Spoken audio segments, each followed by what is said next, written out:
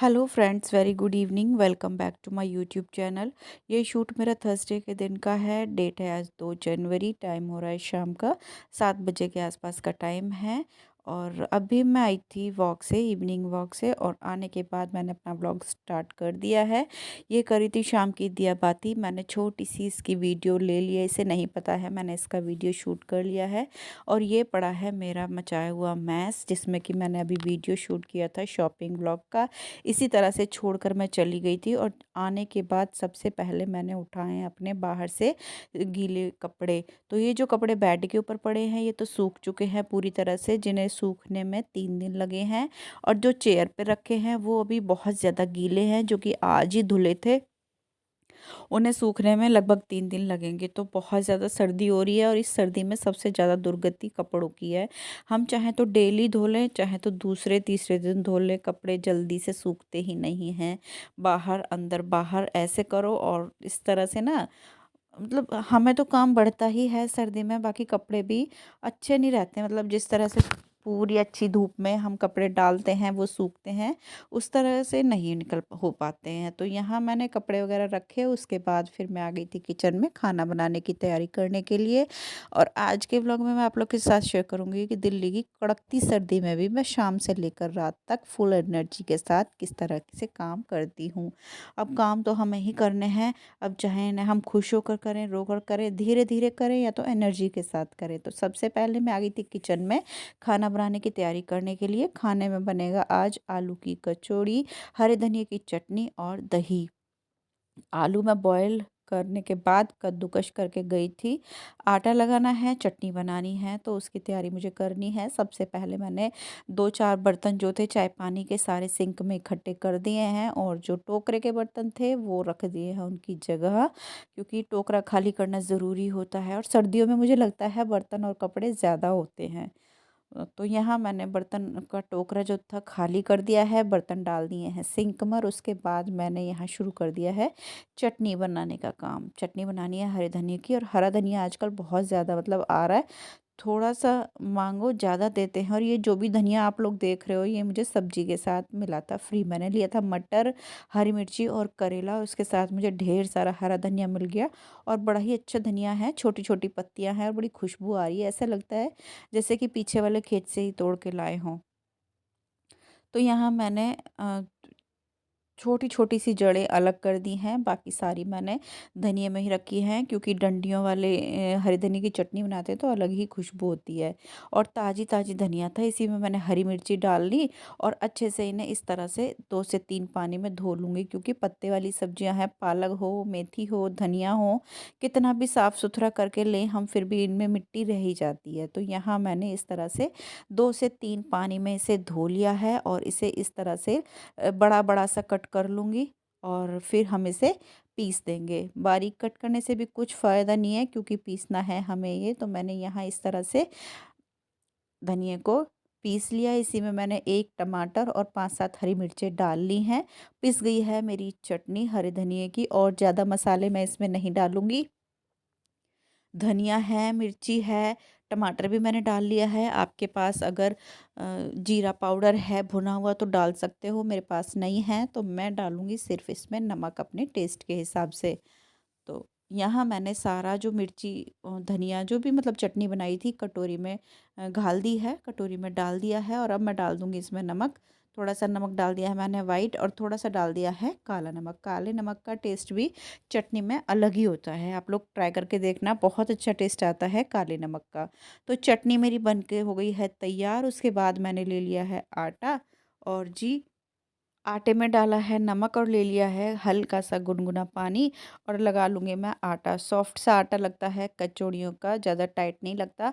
अगर आटा अच्छे से लग जाए तो कचौड़ियाँ अच्छे से बन जाती हैं, फटती नहीं हैं। तो यहाँ मैंने मतलब पराठों से भी ज़्यादा सॉफ्ट आटा लगा लिया है। इससे क्या है कि हम चाहे कितनी भी पिट्ठी अंदर भर लें कचौड़ी के अंदर, वो फटेगी नहीं। और फटती है ना कचौड़ियाँ, उनमें तेल भर जाता है, फिर उस बच्चे ना हाथ भी नहीं लगाते, खाना तो दूर की बात है। तो अगर आटा अच्छे से लग जाए तो कचौड़ियाँ फिर बहुत फूली फूली और करारी करारी बनती है। तो यहाँ मैंने आटा लगा के रख दिया था साइड में, और ले लिए हैं मैश किए हुए आलू, कद्दूकस किए हुए आलू, इनमें डाल दिए मैंने सूखे मसाले, धनिया, मिर्ची, नमक, जीरा, सौंफ। सौंफ का टेस्ट आता है बहुत ज़्यादा कचौड़ी वगैरह में। और यहाँ डाल दिया मैंने कसूरी मेथी। हरा धनिया मैंने नहीं डाला था क्योंकि वो गीला गीला सा था, अगर मैं डालती तो ये पिट्ठी गीली गीली सी हो जाती, फिर कचौड़ियाँ फटती। तो मैंने इसमें डाल दी कसूरी मेथी, अच्छे से हाथ से मिक्स कर लिया है, मसाला बन के हो गया है तैयार। यहाँ कर दी है मैंने कचौड़ी बनाने की तैयारी, कढ़ाई चढ़ा दी है, डाल दिया है सरसों का तेल, चकला बेलन सब रख लिए हैं। और साथ साथ ले आई थी दही बेटी, तो यहाँ मैंने दही डाल ली है कटोरे में। इसमें डाल दूंगी मैं सिंपल सादा नमक वाइट वाला, थोड़ा सा नमक डालूंगी काला। अब वही है, आपके पास भुना हुआ जीरा है तो डाल सकते हैं, और नहीं है तो मैं इसमें डालूंगी जीरा। आप चाहें तो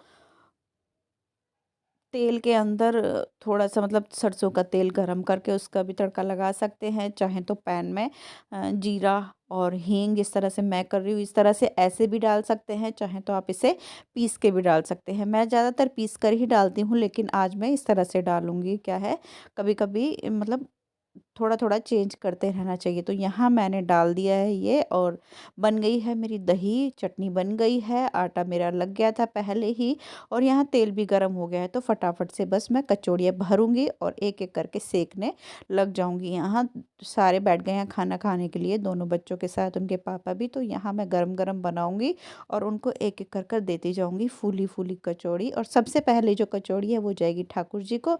तो सेकने के बाद पहले ठाकुर जी को भोग लेगा, उसके बाद फिर मैं बच्चों की थाली तैयार कर दूंगी। तो ठाकुर जी को भोग लग चुका है, ठाकुर जी की प्लेट में रख के आ गई हूँ मंदिर में। और यहाँ मैं आ गई थी, ये प्लेट लगा ली है बेटी के लिए, दही है, चटनी है और गरम गरम कचौड़ियाँ। यही है आज का हमारा डिनर, आप लोग भी आ जाइए। और बच्चों को खाना खाने के बाद मेरा भी खाना हो गया था, और खाने के बाद देखिए हमारे किचन की हालत, जो कि बहुत गंदी है और बहुत सारे बर्तन हो गए हैं। सर्दियों में बर्तन धोने का काम बहुत बड़ा होता है, बर्तन धुल जाएं तो लगता है सारा किचन हमारा साफ़ हो गया।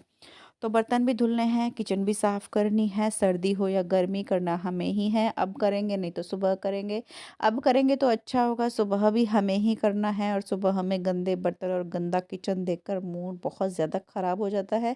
इससे अच्छा है थोड़ी सी मेहनत अभी कर ली जाए। तो यहाँ मैंने जो भी बचा हुआ खाना था, चटनी बच गई थी, दही बच गई थी, थोड़ा सा आटा बच गया था, तो इस तरह से छोटे छोटे बर्तनों में डाल कर रख लिया है। इसमें अभी तक मावा पड़ा हुआ है, मैं सोच रही हूँ और मावा निकाल कर अच्छे से बहुत सारे लड्डू एक साथ बना लूँ। ये थोड़ा सा मावा है, ये तो दिखाई भी नहीं देगा, और फिर बनेंगे लड्डू तो सभी लोग खाएंगे। तो यहाँ मैंने मावा फ़िलहाल रख दिया था फ्रिज में, और दूध का काम भी लगे हाथों में करने लगी थी, क्योंकि सर्दी का टाइम है। किचन से सारा काम ख़त्म करने के बाद ही मैं निकलूँ, बार बार सर्दी में किचन में आना अच्छा नहीं लगता, और एक बार चले जाओ बिस्तर में तो फिर अच्छा नहीं लगता बार बार निकलना। तो यहाँ मैंने दूध का काम भी अभी शुरू कर दिया था, दूध रख दिया था उबलने के लिए, और उबला हुआ था, बस थोड़ा सा गर्म करना है।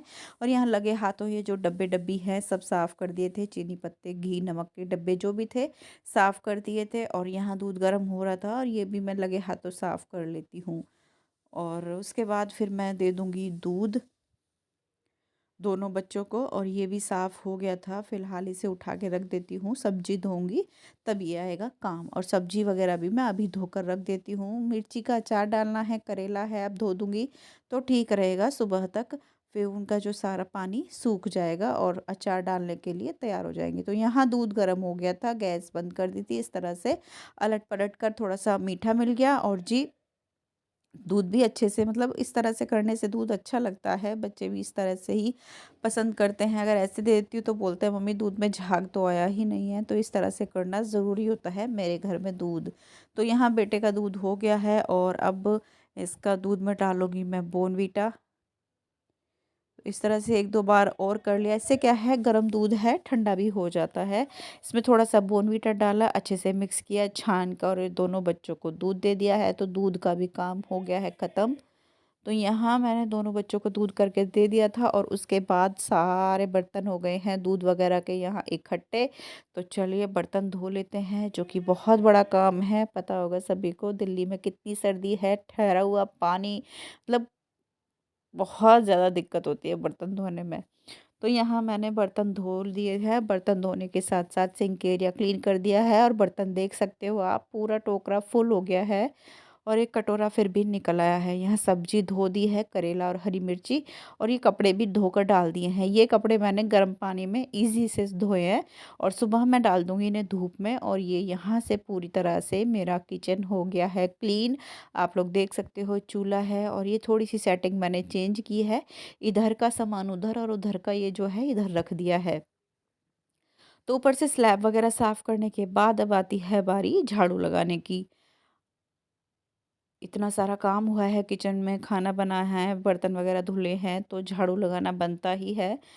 आप चाहें तो सुबह में भी लगा सकते हैं, लेकिन मुझे आदत बनी हुई है, फिर सुबह में भी झाड़ू लगेगी, लेकिन इतने टाइम झाड़ू ना लगाओ तो अजीब-सा लगता है। गर्मियों में तो मैं पोछा भी लगाती हूँ, सर्दियों में बस झाड़ू से काम चल जाता है। तो यहाँ से झाड़ू मैंने लगा दिया है, उसके बाद जो भी फैला हुआ पड़ा है वो समेटना है। ये देखिए मेरी पूरी किचन अच्छे से हो गई है क्लीन, आपको मैं दिखा देती हूँ।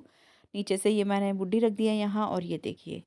और अब मुझे ये समेटना है और जी अपना मैस समेटना है, जो कि मैंने कर रखा है। जो भी शॉपिंग वगैरह दिखाए थे, जो भी कपड़े लत्ते पड़े हैं, उनकी तह बनानी है, उनकी जगह पर रखने हैं, और जो और धुले हुए कपड़े आए हैं उन्हें भी मैंने फ़ोल्ड करना है। तो यहाँ मैं किचन का काम ख़त्म हो गया, इधर की लाइट बंद कर दी है। ये जो टीवी ट्रॉली थी उसे भी मैंने अच्छे से साफ़ करके अरेंज कर दिया है, और ये होता है बड़ा काम। जो रज़ाई थी वो बच्चे लेकर चले गए हैं कि आज हम ये वाली रज़ाई लेंगे, तो वो दोनों लेकर चले गए हैं अंदर। और ये जो कपड़े हैं ये मुझे समेटने हैं। जो सिलने वाले कपड़े हैं, जो सिलाई के लिए देने हैं, सूट और 2-3 ब्लाउज़, तो वो मैं एक में डाल लूँगी। बाकी साड़ी, सूट अलग-अलग करके जगह पर रख दूँगी। चूड़ियाँ वगैरह उठाकर मैं रख दूँगी। और रजाइयों के लिए मुझे जगह करनी पड़ेगी, और उसके लिए मुझे टाइम लगने वाला है। मुझे नहीं पता कहाँ रखी जाएँगी, दोनों बेड फुल हैं, अलमारी के अंदर भी बहुत सारा सामान है, और ये रजाई है जो कि बहुत ज़्यादा जगह लेने वाली हैं। तो पता नहीं है कैसे कहाँ कैसे रखी जाएँगी। तो यहाँ मैंने जो साड़ी वग़ैरह थी वो कर दी हैं अलग-अलग, सूट कर दिए हैं अलग, और ये चूड़ियाँ मैंने डाल दी हैं इसमें। और भगवान जी के कपड़े मैं पहले डालने वाली थी ईद के अंदर, उसके बाद फिर मैंने नहीं इसमें डाल दी हूँ। मैं इन्हें एक पन्नी में डाल दूँगी, क्योंकि मैं इन्हें यूज़ करने वाली हूँ। कल पहनाऊँगी मैं ठाकुर जी को नए कपड़े। तो यहाँ मैंने एक पन्नी में डाल के रख दिए हैं, और एक छोटी-सी पन्नी ले ली, इसमें डालूँगी मैं पिन्स वग़ैरह। ये जो मेरी पिन है, साड़ी की पिन, आप लोग बताना साड़ी की पिन आपको कैसी लगी? काफ़ी टाइम बाद मुझे मिली हैं, तब मेरी शादी हुई थी तब आई थी मेरे लिए इस तरह की पिन, और उसके बाद मैंने अब ली हैं ये इस तरह से ये पिनें।